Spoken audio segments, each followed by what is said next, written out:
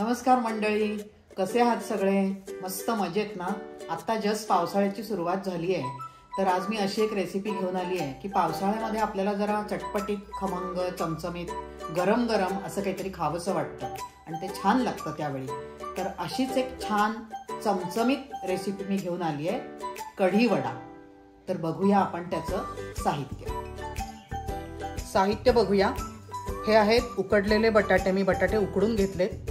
साधारण 10-12 बटाटे आहेत. एका बटाट्यामध्ये 2 वडे होऊ शकतात मध्यम आकाराचे. त्या हिशोबाने आपापल्या हिशोबाने बटाटे घ्यायचे, पण मी हे 10-12 बटाटे घेतले.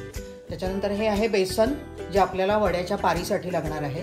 त्याच्यानंतर हे आहे मीठ, लाल तिखट, हा आहे खायचा सोडा जो आपल्याला ह्या पिठामध्ये घालायचा आहे हलका होण्यासाठी वडा. आणि ही आहे आलं लसणाची पेस्ट. हा आहे बारीक चिरून 2 मध्यम आकाराचे कांदे बारीक चिरून घेतलेत. ही आहे मिरचीची पेस्ट आणि ही आहे बारीक चिरलेली कोथिंबीर. तर आता पुढच्या कृतीकडे वळूया. आपण आता सारण तयार करून घेऊया. 2 टेबलस्पून तेल घालते.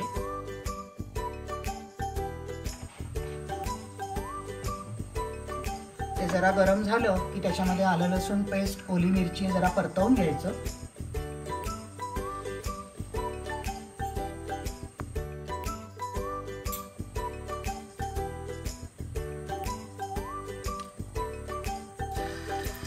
तेल गरम झालंय.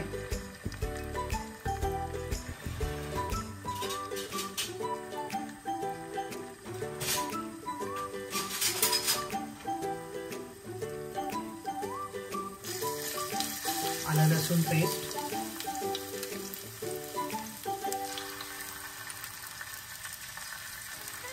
त्याच्यानंतर ओल्या मिरचीची पेस्ट.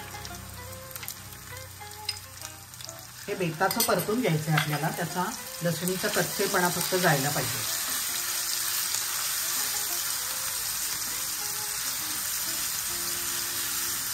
ते परतून होत आलं की त्याच्यामध्ये थोडीशी हळद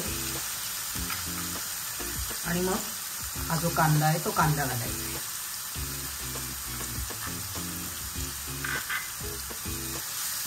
कांदा सुद्धा जरासाच परतवायचा आहे, कारण आपल्याला हे सारण करून नंतर त्याचे वडे तळायचे. त्यामुळे कांद्याचा सुद्धा जरासा कच्चेपणा जाईल एवढाच कांदा परतायचा आहे.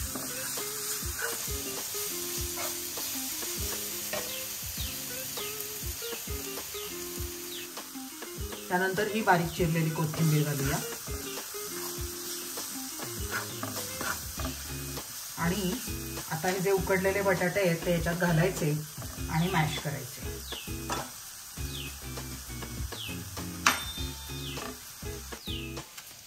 या पद्धतीने बारीक करून घ्यायचे, म्हणजे चिरायची आवश्यकता नाही. चांगले उकडलेले आहेत ते, तर अशा पद्धतीने आपण ते चांगले ठेचून घेऊ शकतो. आपण हे छान मॅश करून घेतलेत बटाटे आणि त्याच्यात हे सगळं आलं लसूण पेस्ट, मिरची, कांदा हे सगळं छान मिसळलंय. आता आपण मीठ घालूया.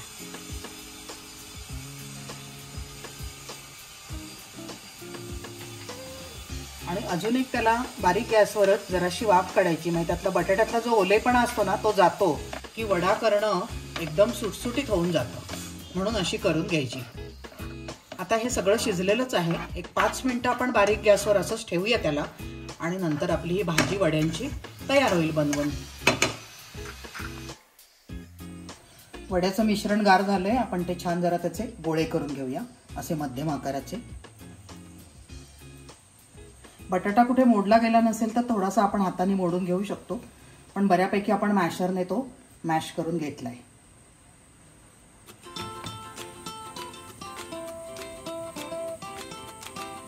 अलगद चपटा करायचा, तो फार त्याला जोर द्यायचा नाही. इवन हा गोळा करताना पण अलगद गोळा करायचा, घट्ट घट्ट हात नाही, हात हलके ठेवायचे एकदम. आणि हे प्रेस करताना पण अलगद करायचं, जसं आपण कटलेटला वगैरे करतो ना तसंच.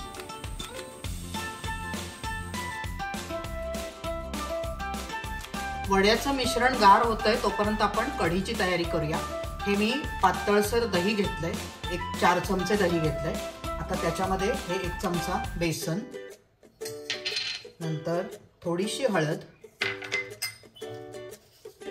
साखर, कढीला आपण साखर घालतो तशीच, साधारण 2 टीस्पून घातली मी. त्याच्यानंतर चवीप्रमाणे मीठ. आता ह्या दह्यापासून एक 4-5 वाट्या कढी बनणार आहे, तर त्या हिशोबाने मीठ घालायचं. आलं लसूण पेस्ट थोडीशी ती ऑप्शनल आहे पूर्णतः, पण चांगली लागते कढीला, तर आपण घालूया. आणि थोडीशी ओली मिरची, ओल्या मिरचीची पेस्ट आणि कोथिंबीर आपण वरनं घालू. आणि आता हे सगळं मी मिक्सरला फिरवून त्याची कढी बनवून घेते आणि नंतर आपण त्याला एक फोडणी घालूया. 2 दाणे मोहरी टाकून बघते. तेल तापलेलं आहे, मोहरी तडतडली. जिरं घालते. एक 4च दाणे मेथीचे घालायचे, त्याच्याने एक खमंगपणा कढीला चांगला येतो, वेगळा येतो स्वाद. कढीलिंब, थोडासा हिंग आणि हळद. गॅस बंद करते. हे कढीचं मिश्रण सगळं मिक्सरला फिरवून आपण घेतलेलंच आहे, हे बघा छान. त्याच्यात आता ही फोडणी घालते आणि छान उकळी आली की आपली कढी तयार होईल.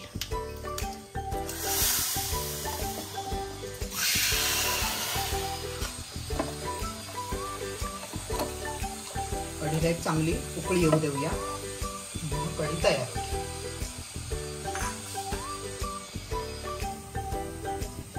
कढी आपली छान उकळलेली आहे. थोडीशी कोथिंबीर घातली मी वरनं आणि आता हा गॅस बंद करते. म्हणजे कढी तयार झालेली आहे कढीवड्याची.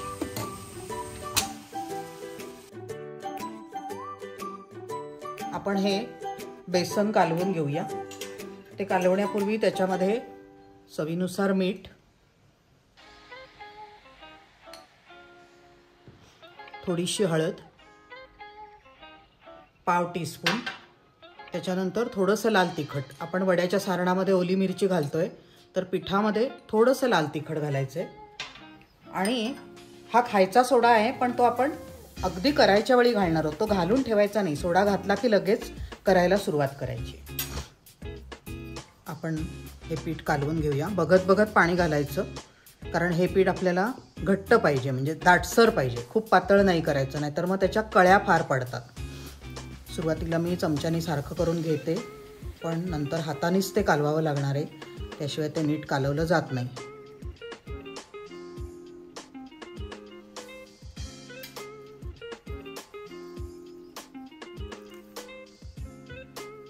तर अशा पद्धतीने आपण हे बेसन छान कालवून घेऊया.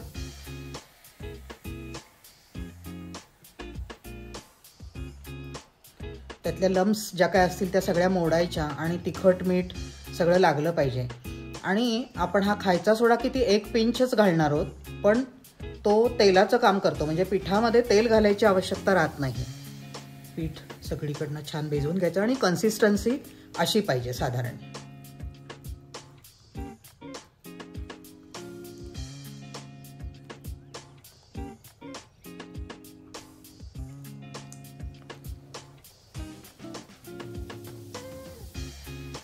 तर अशा पद्धतीने आपलं हे पीठ छान भिजवून झालेलं आहे. आता एक त्याला 10 मिनिटं रेस्ट करायला ठेवूया.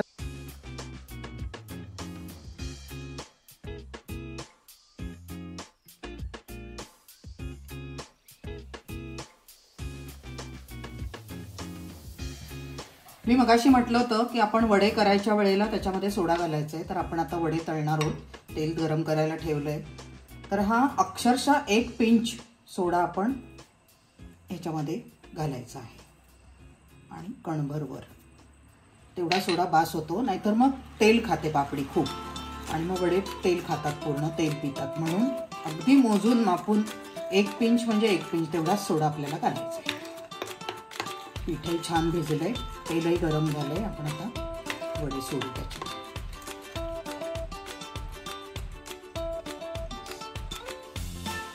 असा छान सगळीकडनं पिठाने कव्हर करायचा तो आणि तेलामध्ये सोडायचा.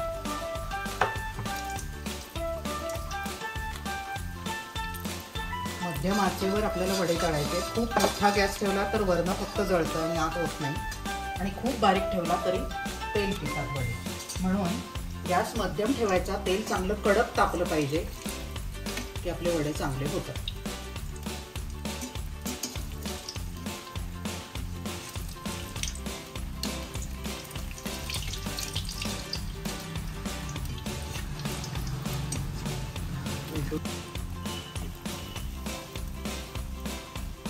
त्याचा मस्त असा रंग आता यायला लागलाय, लाईट गोल्डन. आता छान आपण एक तीन एक मिनिटं तरी आपण असेच मध्यम आचेवर तळूया. आपण आता वड्यांवर कढी घालूया. मस्तपैकी पूर्ण ते कढीने भिजलेत आणि हे खायला अतिशय सुंदर लागणार आहे. तर आपली डिश तयार आहे, कढी वडा.